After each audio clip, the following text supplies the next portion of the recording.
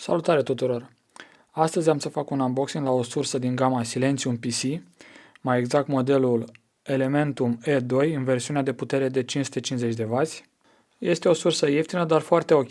Raportul calitate-preț fiind foarte bun, practic în 180 de lei nu cred că găsiți ceva mai bun. Și cam așa se prezintă.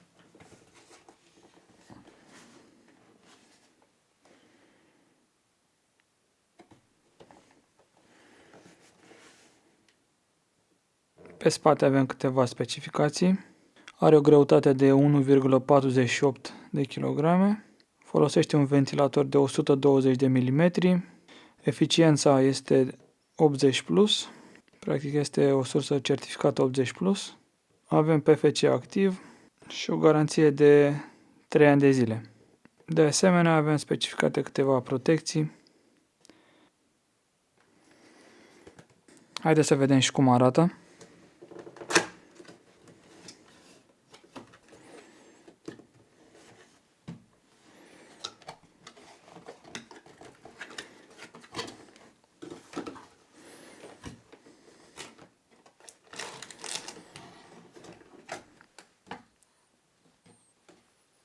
În pachet avem un cablu de alimentare.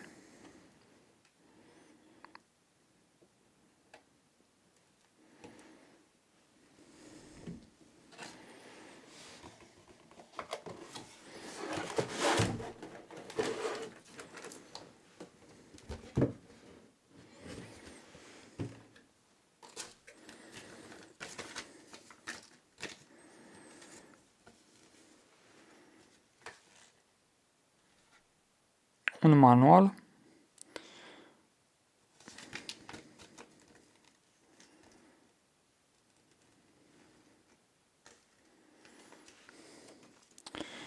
Și sursa.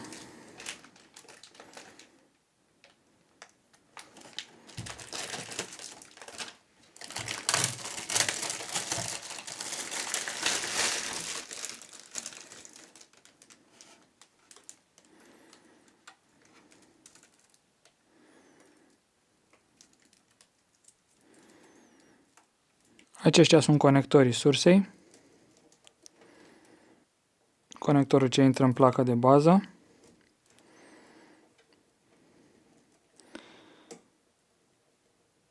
Avem un conector 6+2 pentru placa video.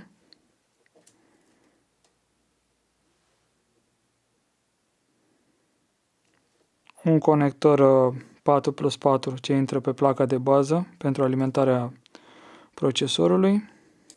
4 conectori SATA și 2 conectori Molex. Și cam așa se prezintă sursa.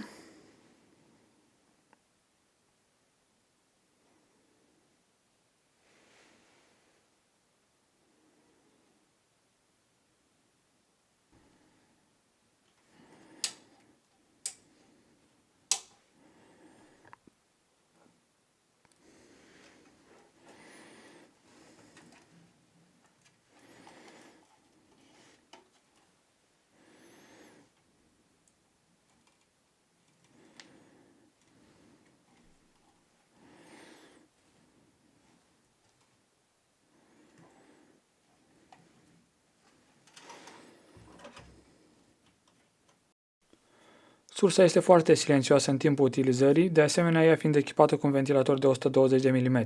Are o eficiență de până la 87%, fiind certificat 80+, așa cum am mai spus are PFC activ, plus diverse protecții cum ar fi OVP, SCP, etc. Garanția este de 3 ani de zile. Sursa este recomandată pentru un sistem Office, dar și pentru un sistem de jocuri.